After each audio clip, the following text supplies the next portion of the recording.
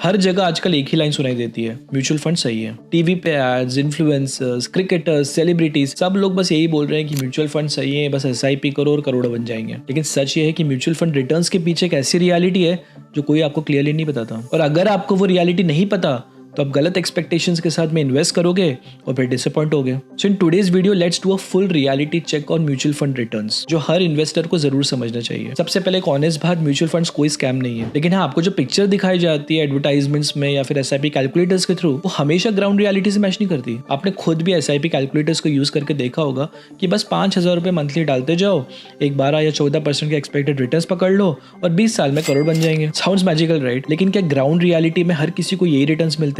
बिल्कुल नहीं। चलिए इसको बिना कॉम्प्लिकेट करे मैं आपको एक सिंपल एग्जांपल देता हूँ। आपने शायद कई दफा सुना होगा कि म्यूचुअल फंड्स 12% के हिस्टोरिकल रिटर्न्स देते आए हैं। अब मान लीजिए आपने 10,000 रुपए की पर मंथ एसआईपी स्टार्ट करी। अब एसआईपी कैलकुलेटर के हिसाब से 10,000 रुपए के मंथली इन्वेस्टमेंट में आपका 20 साल में करीब करीब 1 करोड़ के ऊपर बन जाएगा। लेकिन एक्चुअल में क्या होता है, मार्केट्स हमेशा स्ट्रेट लाइन में ऊपर नहीं जाते। 2008 जैसा क्रैश आएगा, कभी 2020 में कोविड पैंडेमिक जैसी गिरावट आएगी, या फिर कभी 2025 में ट्रम्प टैरिफ जैसे अनाउंसमेंट के कारण जो मार्केट में गिरावट आई है। ये सारे ग्लोबल मैक्रो इकोनॉमिक इवेंट्स आपकी जर्नी का पार्ट बनेंगे। और जब जब मार्केट्स क्रैश होते हैं तो उस वक्त जब आप एसआईपी करते हो तो उस पर्टिकुलर म्यूचुअल फंड का एनएवी भी गिरता है। मतलब शॉर्ट टर्म में आपको लगता है कि आपका पैसा डूब रहा है, लेकिन वही गिरावट एक्चुअली आपके लिए मौका होती है लॉन्ग टर्म में ज्यादा से ज्यादा यूनिट्स को एक्यूमुलेट करने का। प्रॉब्लम यह है कि यहीं पे मैक्सिमम लोग अपना पेशेंस लूज कर देते हैं और मार्केट्स में गिरावट आते ही अपनी एसआईपीज बंद कर देते हैं और फिर नेचुरली उनके रिटर्न्स कैलकुलेटर में जो प्रॉमिस रिटर्न्स है उससे बिल्कुल मेल नहीं खाते।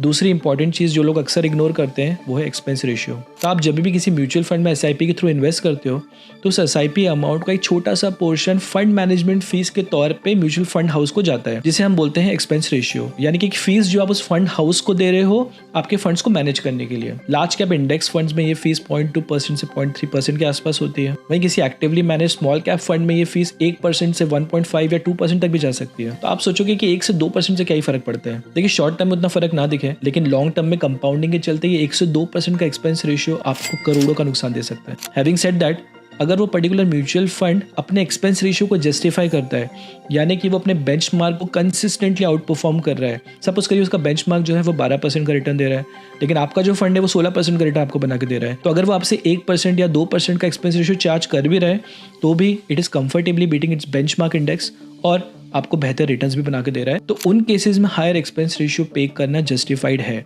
लेकिन अगर आपका जो एक्टिवली मैनेज फंड है वो आपसे हायर एक्सपेंस रेशियो भी चार्ज कर रहा है, लेकिन आपको जो रिटर्न्स बना के दे रहा है वो मोर और लेस बेंचमार्क रिटर्न्स के बराबर ही या उससे कम है, then you might have to reconsider your decision. तो बेसिकली कहने का मतलब ये कि एसआईपी कैलकुलेटर में जो अपने नंबर्स रन करते हो और जो आपको रिजल्ट्स मिलते हैं, बट रियलिटी में जो आपको रिटर्न्स मिलते हैं वो आपकी इन्वेस्टमेंट साइकोलॉजी और आपके करेक्ट फंड सिलेक्शन के बेसिस पे ही डिटरमाइन होती है। तीसरी रियलिटी है कि आपको कभी भी मार्केट में परफेक्ट टाइमिंग नहीं मिलती। देखिए अगर आप म्यूचुअल फंड इन्वेस्टर हो तो आपको एक बात तो पता होगी कि म्यूचुअल फंड के केसेस में आपको हमेशा क्लोजिंग एनएवी मिलता है, रियल टाइम मार्केट प्राइसिंग नहीं मिलती है। तो वैसे तो लॉन्ग टर्म में इसका कुछ खास फर्क पड़ता नहीं है, लेकिन मान लीजिए अगर कोई बड़ा ब्लैक स्वन इवेंट आ जाए, जैसे कि ट्रम्प का टैरिफ अनाउंसमेंट या फिर कोई वॉर हो जाए और सडनली मार्केट उस दिन बहुत हैवी डिप लेता है, तो आप म्यूचुअल फंड्स के through unfortunately real time market pricing का फायदा नहीं उठा सकते हो।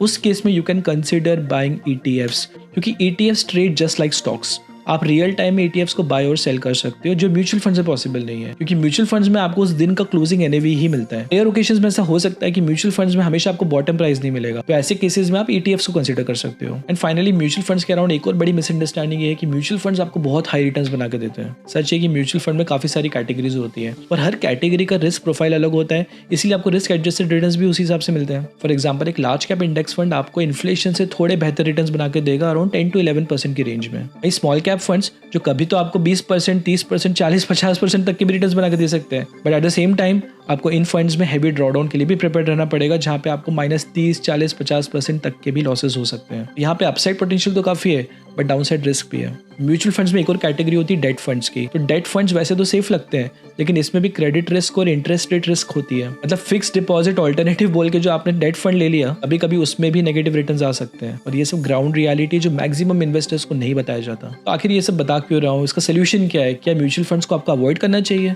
बिल्कुल नहीं। Mutual funds are the smartest investment tool for retail investors, लेकिन म्यूचुअल फंड्स में इन्वेस्ट करते वक्त हमारी एक्सपेक्टेशंस रियलिस्टिक होनी चाहिए। इस चैनल के माध्यम से मेरी एक ही कोशिश है कि मैं आपको एक डिसिप्लिन इन्वेस्टर बना सकूं। अगर आपने 20 साल तक SIPs को डिसिप्लिन से किया, बिना पैनिक करे, बिना घबराए, स्पेशली ड्यूरिंग मार्केट क्रैशेस, साथ ही साथ अगर आपने म्यूचुअल फंड्स का एक राइट बास्केट बनाया with all the right categories, तो आप लॉन्ग टर्म में एक एवरेज 12 से 14% के रिटर्न्स एक्सपेक्ट कर सकते हो। एंड बिलीव मी, ये भी कोई मिरेकल से कम नहीं है, क्योंकि FD के 6 से 7% के मुकाबले तो ये डबल रिटर्न्स है। और लॉन्ग टर्म में कंपाउंडिंग अपना मैजिक दिखाएगा और आपके वही 10,000 रुपये पर मंथ की SIP कब करोड़ में बन जाएगी आपको पता भी नहीं चलेगा। और जैसे कि मैंने अभी थोड़ी देर पहले बताया कि आप एक और ऑल्टरनेटिव ऑप्शन कंसीडर कर सकते हो, जो कि है ETF यानी कि एक्सचेंज ट्रेडेड फंड्स। इसके अराउंड भी मैंने डेडिकेटेड वीडियो बनाया, तो आप इसको जरूर चेकआउट करिए। जब भी कोई ब्लैक स्वान इवेंट होता है, कोई मार्केट क्रैशेस आते हैं, किसी मार्केट में बहुत वॉलेटिलिटी है, तो आप ETFs में जब बाय करोगे तो आपको रियल टाइम मार्केट प्राइसिंग के हिसाब से आपको ETF परचेस हो जाएगा। वो चीज़ म्यूचुअल फंड के केस में पॉसिबल नहीं हो पाती है, क्योंकि म्यूचुअल फंड में आपको क्लोजिंग NAV ही मिलता है। तो मान लीजिए किसी पर्टिकुलर दिन मार्केट में बहुत ज़्यादा वॉलेटिलिटी है, ड्यूरिंग द डे मार्केट बहुत ज़्यादा गिर जाता है, but by the end of the day market correct होकर वापस अपने लेवल्स पे आ रहा है, तो उस केस में म्यूचुअल फंड के मुकाबले ETF आपको ज़्यादा बेहतर रिटर्न बना के दे सकता था, क्योंकि म्यूचुअल फंड तो आपको मार्केट की क्लोजिंग प्राइसिंग पे ही आपको NAV बना के देगा, लेकिन वहीं ETF को बाय कर सकते थे रियल टाइम मार्केट प्राइसिंग के हिसाब से। टाइमलाइन ये है कि म्यूचुअल फंड सही तो है, लेकिन पूरी कहानी समझ के। अगर आप सोच रहे हैं कि SIP करते ही 15 से 20% के गारंटीड रिटर्न्स मिल जाएंगे, तो वो गलत है। अगर आपको लगता है कि 1 या 2 साल में आपका पैसा डबल हो जाएगा, वो भी गलत है। लेकिन अगर आप रेडी हो मार्केट के उतार चढ़ाव सब में डट कर खड़े रहने के लिए और अपनी SIPs को कभी भी छोड़ोगे नहीं आप, तो 100% आप लॉन्ग टर्म में जरूर वेल्दी बनोगे। करना बहुत सिंपल है, सिर्फ एक डिसिप्लिन लॉन्ग टर्म अप्रोच रखनी है, कंसिस्टेंट रहना है, पैनिक नहीं होना है। तो चलिए दोस्तों, आज की वीडियो में बस इतना ही था। आई होप आपको पसंद आया होगा। अगर पसंद आया है तो प्लीज़ मुझे कॉमेंट करके जरूर बताएं। तो चलिए, मैं आपसे जल्दी मिलता हूँ एक और सुपर इंटरेस्टिंग वीडियो में। Till then, you take good care of yourself. This is me, Pratik, signing off from Investing Wiz. Over and out.